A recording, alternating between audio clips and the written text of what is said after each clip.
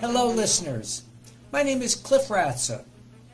I'm the author of 2 ongoing series of novels, the Lightning Brain series and its sequel, the Keepers series. And in addition to being an author and a writing coach, I teach at universities and have a consulting business. If you would like to learn more about me, my books, or my writing coach activities, please contact Prime Solutions via the lightningbrainseries.com website. Now, I try to make videos that I think authors and writers and most people might enjoy listening to.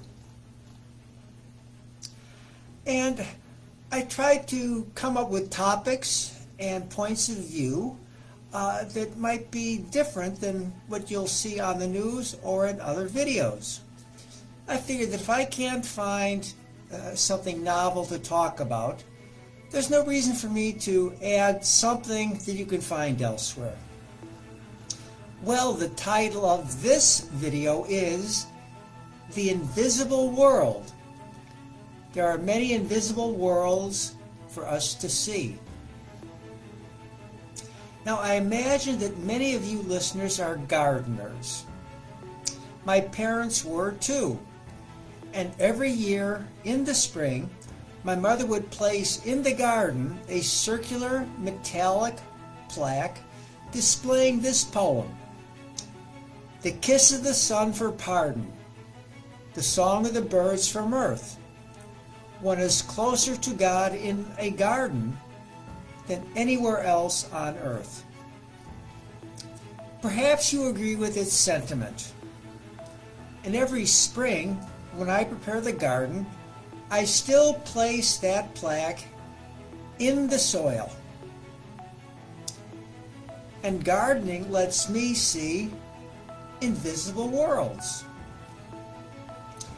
What motivated me to make this podcast was a PBS nature documentary I saw a couple of weeks ago titled My Garden of 1,000 Bees. It was made by a London wildlife photographer during months of COVID lockdown, about a year or so ago. He couldn't go anywhere but his backyard in London, so he decided to look at nature close to home. And he discovered a previously invisible world of an amazing number of bees.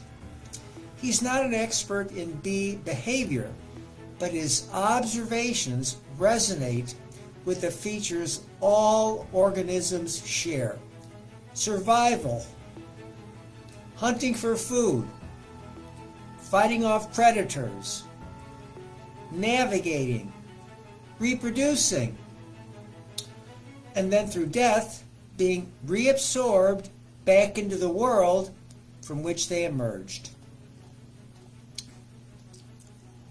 And then I thought about some of the nature documentaries I had seen during the past couple of years.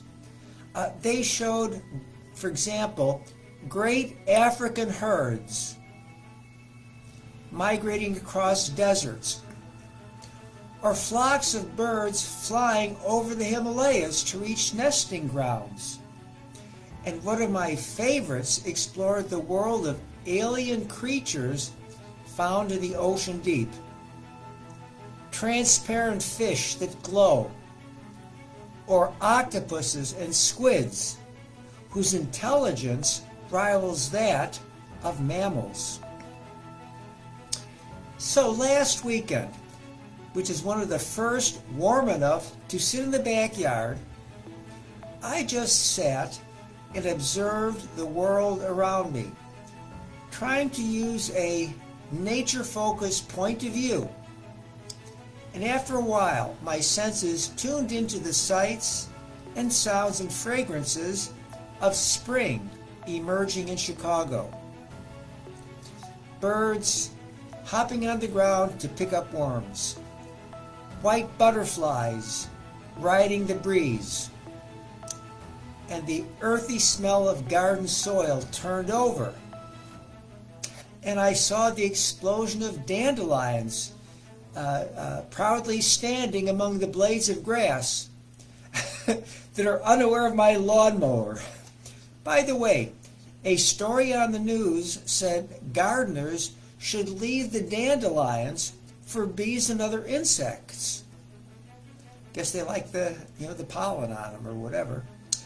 I'm all for that if that means I can postpone cranking up my lawnmower, which I think is a terrible intrusion into nature. And then the next day, I had errands to run, and I was doing local shopping. I particularly like walking to nearby stores rather than driving, because I can observe a more natural pace of life unfolding in the neighborhoods. And during this particular neighborhood walk, I tried to consider the people and things I encountered, looking from a subjective point of view rather than people as simply objects. Authors and writers are always told to use an empathetic point of view when describing their characters. So it's good practice for me when I'm out and about to observe people from their point of view. And when I did this, here are some of the invisible worlds that came into view. Young mothers carrying or walking their toddlers. Senior citizens doing grocery shopping. UPS, FedEx, and Amazon Prime drivers hustling to deliver packages. And I saw panhandlers hanging out in front of a Walgreens drugstore asking for money. I bought from one of them a local newspaper called Streetwise that hires people down on their luck to sell their paper. It takes a bit of effort to switch to a more empathetic point of view. But if we do that, it takes us into the concerns of others. And I find it expands my understanding because I am now seeing into previously invisible worlds. When I lived out east, I had some good friends who always did Thanksgiving volunteer work at a Meals for the Homeless kitchen. They told me that doing so gave them a different, up-close and in-person point of view of other groups, and they came away feeling really good for helping others. I recently listened to a motivational speaking video that extolled making the point of view of your significant other the cornerstone for a lasting marriage. And the speaker extended that to business as well. You will be successful in sales and marketing if you assume the POV of your customers. So too for your career at a company if you take a 360-degree point of view. Consider that of your boss, your associates, and the people who work with you, and the people that work for you. And the same applies to authors and writers. Make the point of view of your readers and audience your top priority. They want to be entertained with an engaging story and characters that they can empathize with. And I will end this video by mentioning the great 20th century writer Ernest Hemingway. He volunteered for duty in World War I as well as the Spanish Civil War because he wanted to learn as much about life as he could. Hemingway's spare, almost journalistic writing style amplifies this heartbreakingly empathetic point of view of life, the human condition. His two most famous novels that illustrate this are For Whom the Bell Tolls and The Sun Also Rises.